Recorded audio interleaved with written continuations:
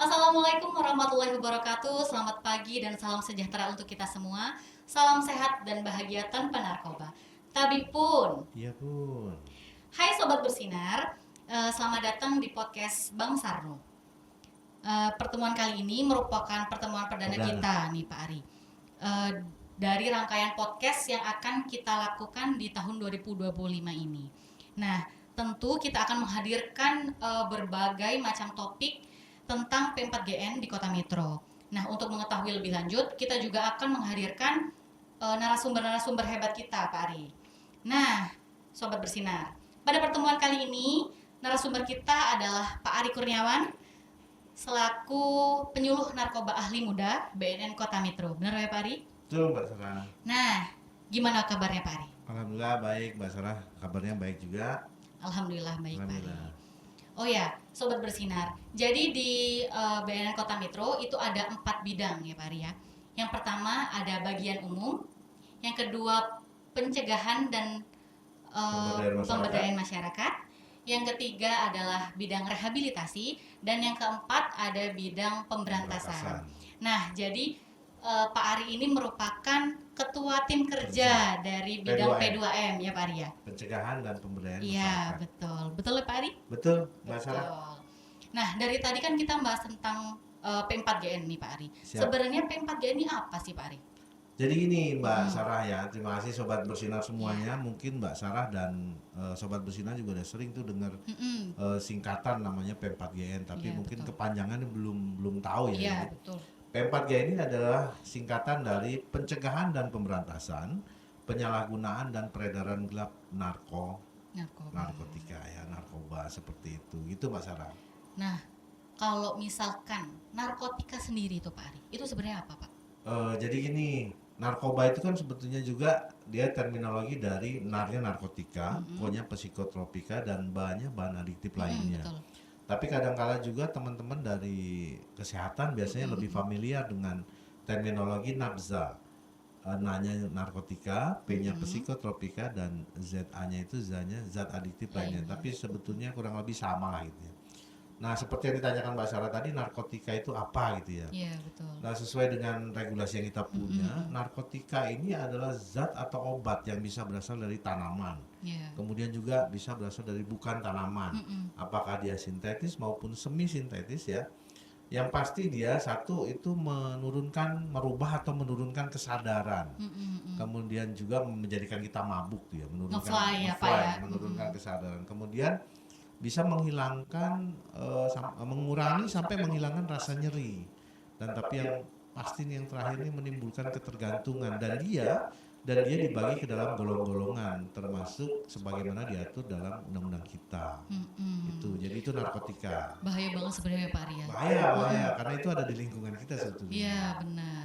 Nah, kita juga itu kan sering dengar istilah prekursor narkotika. Mungkin Sobat Bersinar ada yang belum tahu nih Pak Ari. Bisa dijelaskan Pak? Kalau yang dinamakan prekursor narkotika itu lebih kepada zat atau bahan kimia awal yang sering digunakan untuk pembuatan narkotika. Oh, jadi bahan pencampur awal seperti itu.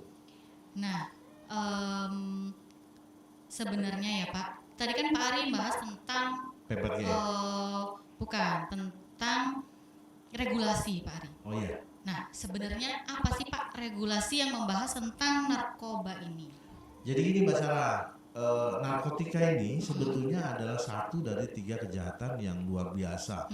Biasa disebut dengan extraordinary international organized crime. Sehingganya untuk kejahatan-kejahatan yang luar biasa ini dia diatur dengan undang-undang tersendiri.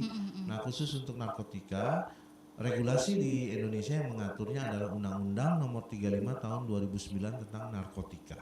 Jadi Undang-Undang Nomor 35 Tahun 2009 tentang narkotika. Oh, gitu. Nah, sebenarnya apa Pak tujuan dari pemerintah membentuk undang-undang ini Pak? Mbak Sarah, undang-undang yang dibuat, regulasi tertinggi nih, regulasi tertinggi di kita yaitu undang-undang ini sebetulnya adalah politik hukum negara dalam menanggulangi persoalan narkotika yang nggak kunjung selesai juga nih. Sebetulnya kalau kita menyimak apa yang disampaikan di pasal 4 undang-undang itu, kita ada 4 poin. Yang pertama, bahwa negara menjamin ketersediaan narkotika, tapi hanya untuk 2 hal aja, yaitu yang pertama pelayanan kesehatan atau medis, ini konsekuensinya harus oleh tenaga medis, nggak bisa sembarangan. Dan yang kedua untuk pengembangan ilmu pengetahuan dan teknologi. Ya. Poinnya 2 ya, pelayanan kesehatan medis dan pengembangan iptek. Yang kedua, negara memang sudah tugas negara nih, mencegah, kemudian melindungi ya masyarakat serta bangsa Indonesia dari baik itu penyalahgunaan maupun peredaran gelap narkoba. Berikutnya sudah tugas negara, nah ini yang diamanatkan kepada kepolisian, kepada BNN untuk memberantas penyalahgunaan dan peredaran gelap narkoba. Tapi jangan lupa ada satu poin di pasal 4 itu yang terakhir, yaitu negara pun menjamin upaya rehabilitasi. Apa tuh rehabilitasi? Serangkaian upaya proses pemulihan untuk memulihkan seseorang dari ketergantungan narkotika.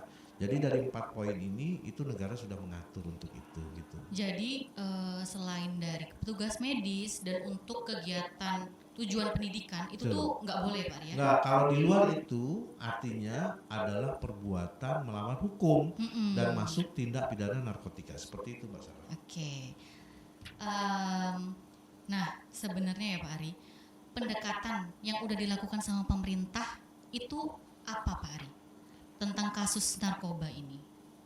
Ada 4 pendekatan sebenarnya Mbak Sarah dalam menanggulangi persoalan narkotika ini, karena kan permasalahan utamanya sebetulnya penyalahgunaan dan peredaran gelap ya, penyalahgunaan narkoba dan juga peredaran gelap narkoba. Kebijakan kita ataupun pendekatan dalam pemerintah ya, pendekatan oleh pemerintah dalam penanggulangan persoalan narkotika ini ada 4 poin pendekatannya. Itu yang pertama, promotif.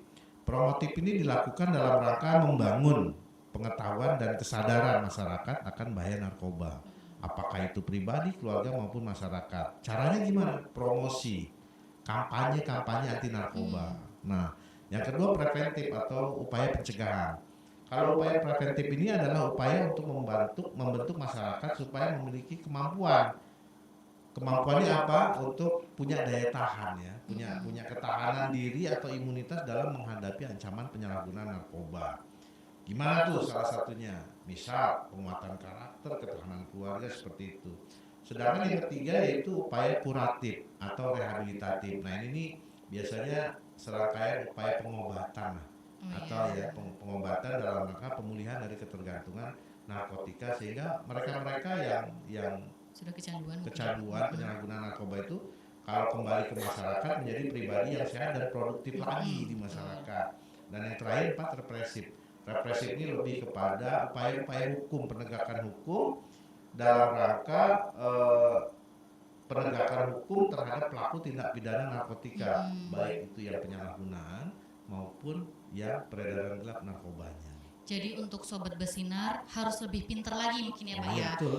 Harus hati-hati. Iya betul. Harus pintar milih lingkungan pertemanan ya Pak Arya, dan pintar menjaga diri ya Pak Arya. Karena sejatinya semua orang kan berpotensi terpapar narkoba bila tidak punya ketahanan diri ataupun daya tolak, daya tangkal terhadap semua pengaruh buruk dari luar, termasuk narkoba. Dan kita harus hati-hati ya Pak ya. Betul. Hati-hati. Dan jangan sampai ingin mencoba. Jangan sampai. Betul.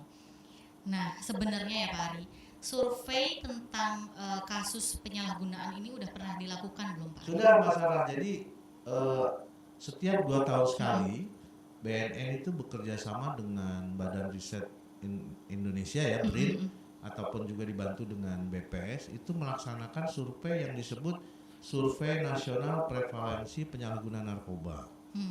Nah itu dari kita ada datanya yang dari tahun 2021, 2019, 2021 dan 2023.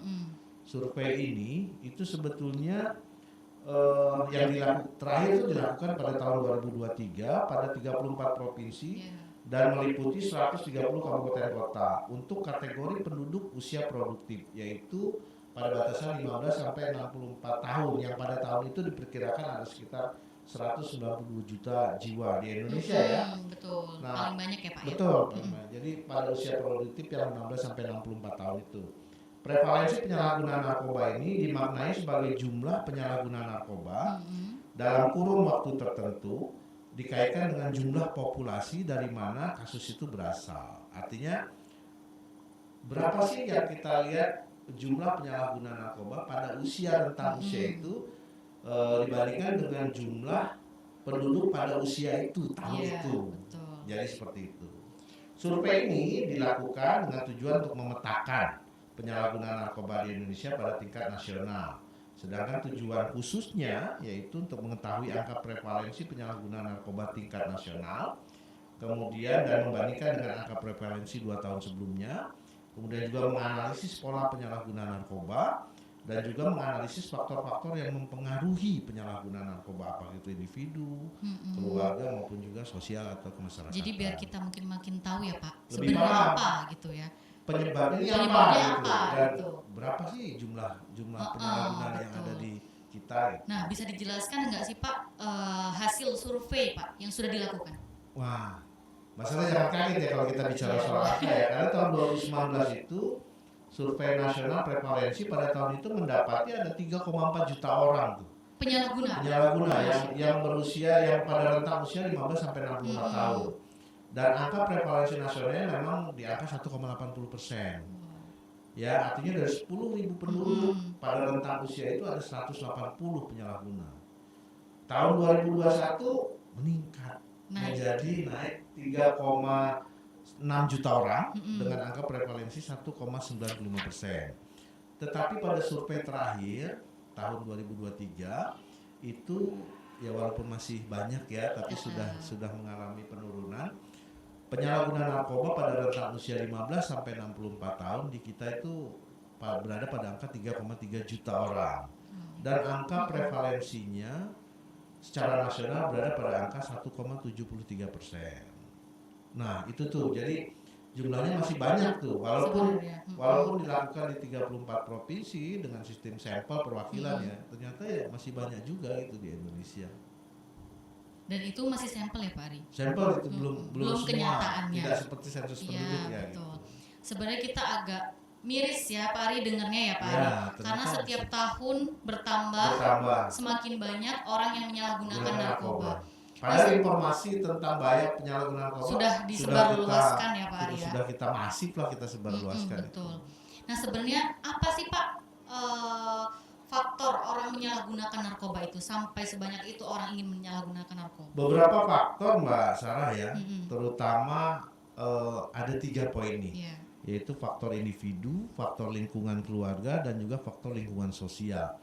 Bisa kita jelaskan contoh kalau faktor individu nih, tadi saya jelaskan bahwa semua orang berpotensi terpapar narkoba. Kalau nggak punya daya tangkal, daya tolak ya, bukan cuma narkoba tapi pengaruh buruk yang lain nih gitu ya.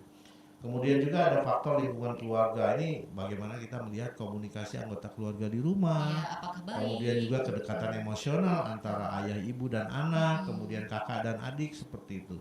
Dan yang terakhir nih dominan memang faktor lingkungan sosial ya.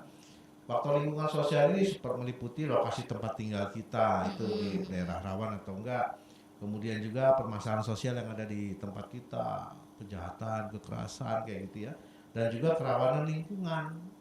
Nah itu 3 faktor ini ternyata itu mempengaruhi seseorang dalam menyalahgunakan narkotika. Yang tadinya nggak mau menyalahgunakan narkotika dengan lingkungan yang seperti itu ya Pak. Bisa jadi. Akhirnya kalau misalkan tadi balik lagi tidak mempunyai daya tangkal yang baik. Daya tangkal, daya tolaknya juga nggak ada. Iya betul. Jadi sikap komprominya juga lemah ya, tidak menutup kemungkinan bisa terpapar oleh penyalahgunaan narkoba. Nah kalau misalkan di Kota Metro sendiri, itu gimana Pak Ari? Tindak kejahatan narkotika ini? Kalau kita bicara kasus-kasus narkotika di Kota Metro, Kota Metro ini kota kecil Mbak Sarah. Memang. Tetapi memang kita walaupun kecil ada nilai poinnya nih, karena kita adalah kota pendidikan di wilayah tengah Provinsi Lampung ya. Kita pengen kuat lagi nih, kota pendidikan di wilayah tengah Provinsi Lampung kalau bisa yang bersih narkoba. Tapi kalau melihat tren kasusnya, itu setiap tahun naik ya. Iya, betul. Ini saya bawa data nih dari tahun 2021 sampai dengan akhir tahun 2024. Kalau kita lihat ya 2021 itu ada 70 kasus. Ya, di mana ada 5 orang kurir dan 101 penyalahguna. Perhatikan yang data penyalahguna ya. Kemudian pada tahun 2002 jumlah kasusnya meningkat 8 kasus menjadi 78 ya. Tadi kan 70. 78 kasus, ada 5 pengedar atau bandar, 6 kurir dan 115 penyalahguna. 115 penyalahguna. Kan? Tahun 2023 ditutup dengan jumlah kasus 90 kasus. Ada 38 bandar, pengedar dan 95 penyalahguna. Tetapi sedihnya tahun 2024 naik lagi kasusnya menjadi 104 kasus. Makin 30 orang bandar pengedar, 7 kurir dan 138 penyalahguna. Ternyata kasus-kasus narkoba di kota Metro, ini kita koordinasi dengan Polres ya, itu didominasi oleh penyalahguna narkoba.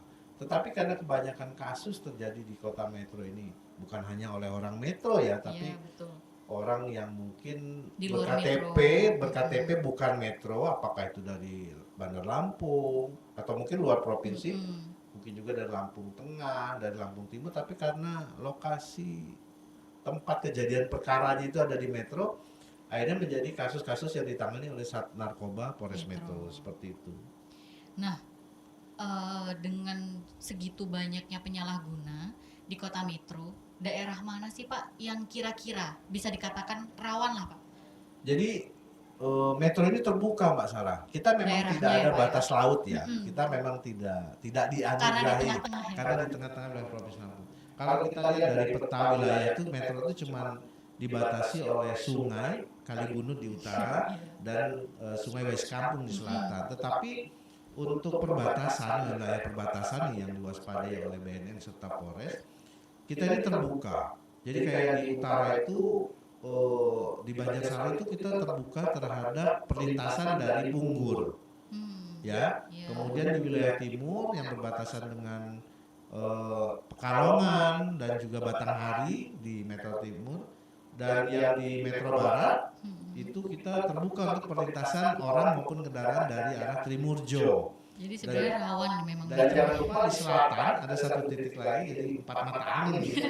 Yang di selatan itu kita terbuka perlintasan yang ke arah Metro Kibang, kemudian juga Bandar Lampung, artinya lalu lintas orang barang ini kan juga melewati titik-titik poin itu. Nah ini yang menarik masalah. Jadi tahun 2024 kemarin itu BNN mengadakan survei IKRN namanya. Survei pengukuran IKRN ini adalah survei untuk mengukur indeksasi kawasan rawan narkoba. Kerawanan narkoba ya di tiap daerah ya. Betul. Jadi nanti kerawanan narkoba suatu wilayah ini ada kategorinya, mulai dari aman, siaga, kemudian waspada serta bahaya. Untuk Provinsi Lampung yang terdiri dari 15 kabupaten kota, alhamdulillah sudah tersurvei semua. 2.651 desa, kelurahan, kampung, pekon kalau tidak salah. Nah untuk Metro yang 22 kelurahan nih, alhamdulillahnya nggak ada yang bahaya. Alhamdulillah. Kategori kerawanannya nggak ada yang bahaya. Tetapi ada satu kelurahan punya tingkat kerawanannya masuk ke kategori waspada. Dan itu adalah Karangrejo. Karangrejo. Jadi berkaitan dengan temuan itu bukan berarti daerah-daerah 21 kelurahan yang lain yang punya status aman dan siaga itu kemudian kita lengah, kita abaikan itu enggak. Tapi titik fokus kita kegiatan pada tahun 2025 ini akhirnya kita akan menjadikan kelurahan Karangrejo dengan status kerawanannya itu kita jadikan kelurahan bersih narkoba. Harapannya Pak, status kerawanannya akan turun. Tetapi skema besarnya kita sih pengen menciptakan lingkungan maupun masyarakat yang bersih dari narkoba. Kalau bisa semuanya ya. Kalau bisa semuanya alhamdulillah itu Mbak Sarah. Nah ini untuk pertanyaan terakhir nih Pak. Siap. Di podcast kita kali ini. Untuk BNN Kota Metro sendiri nih Pak Ari, apa sih Pak upaya-upaya yang udah dilakukan BNN Kota Metro untuk meminimalisir kasus-kasus tersebut Pak Ari? Baik Mbak Sarah, jadi ini memang tantangan buat kita ya. Yang pasti BNN Kota Metro akan terus berupaya untuk melakukan penguatan di bidang pencegahan. Ya, melalui upaya-upaya yang tadi saya sebutkan, apakah itu promotif, preventif, kemudian juga rehabilitatif.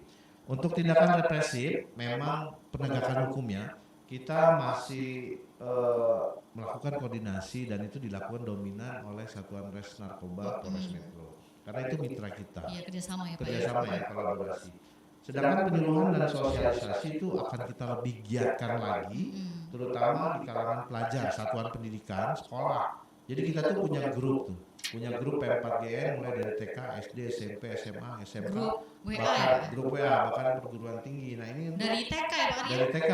Jadi ini untuk mempermudah kita dalam menyebarluaskan informasi tentang bahaya narkoba dan juga sebagai sarana komunikasi kita dengan para stakeholder yang ada di satuan pendidikan itu.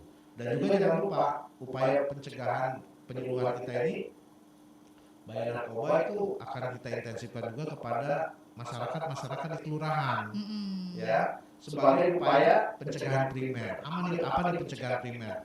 Jadi upaya pencegahan primer ini kita laksanakan kepada mereka orang-orang pelajar yang belum terpapar narkoba. Jadi mau informasi. Ya, jadi mau pencegahan bahwa karena kan ada pegangan kita satu tuh, mencegah lebih baik daripada mengobati. Ya, kerjasama dan sinergi dengan stakeholders di Kota Metro yang lain ya juga akan kita terus bangun, termasuk dengan instansi pemerintah, pelaku dunia usaha dan juga masyarakat. Harapan kita adalah menciptakan lingkungan yang bersih narkoba, guna mendukung terwujudnya Kota Metro sebagai top pendidikan di Provinsi Lampung yang bersih narkoba. Analoginya begini, tidak mungkin Indonesia bersih narkoba kalau Lampung tidak bersih narkoba. Tidak mungkin Lampung akan bersih narkoba kalau Kota Metro tidak bersih narkoba. Kita tuh pengen bahwa seluruh komponen masyarakat di Kota Metro, apakah itu pelajar, remaja, orang tua, itu punya menjadikan narkoba itu musuh bersama. Iya, punya kesadaran Dan punya daya tangkal, daya tolak terhadap pengaruh buruk narkoba. Jadi kalau bisa begitu mendengar kata narkoba itu udah langsung no, waspada no, udah kita tolak. Caranya gimana? Jangan coba-coba narkoba. Ya boleh, nyari tahu boleh. Nyari tahu boleh. Tapi jangan sampai. Tetapi jangan sampai kita generasi muda kita mencoba-coba narkoba. Kalau mau coba-coba sesuatu itu, coba-cobalah hal baru yang kalau bisa bikin prestasi. Betul. Dan jangan pernah berpikir untuk coba-coba narkoba gitu Mas. Ya oke. Oh ya, buat sobat bersinar, jika ingin mengundang Pak Ari dan tim P2M untuk menjadi narasumber, untuk menjadi penyuluhan, mengisi acara di acara misalkan upacara, MPLS atau kegiatan apapun di kecamatan, di kelurahan, eskul, atau apapun itu, bisa langsung kontak Pak Ari ya Pak Ari? Boleh atau langsung ke BNN juga iya, boleh langsung hubungi di sosial media kita, boleh langsung bersurat ke kantor kami boleh, atau langsung datang ke kantor kami boleh. Silakan. Ya, gitu ya Pak Ari? Iya, Mbak Sarah. Karena Pak Ari ini sangat terbuka ya Pak Ari ya? Boleh. Sangat terbuka untuk melakukan penyuluhan ya Pak? Ya, harapan kita mudah-mudahan tidak ada narkoba di Kota Metro. Ya, amin. Nah, itu dia Sobat Bersinar, pembahasan kita tentang upaya P4GN di Kota Metro. Selamat datang, selamat bertemu di podcast selanjutnya dengan narasumber yang lebih hebat mungkin ya Pak Arya, dengan lebih menarik lagi dengan topik yang berbeda pula tentunya. Oke, terima kasih Pak Ari. Untuk Sobat Bersinar, salam sehat tanpa narkoba. Wassalamualaikum warahmatullahi wabarakatuh. Waalaikumsalam warahmatullahi wabarakatuh.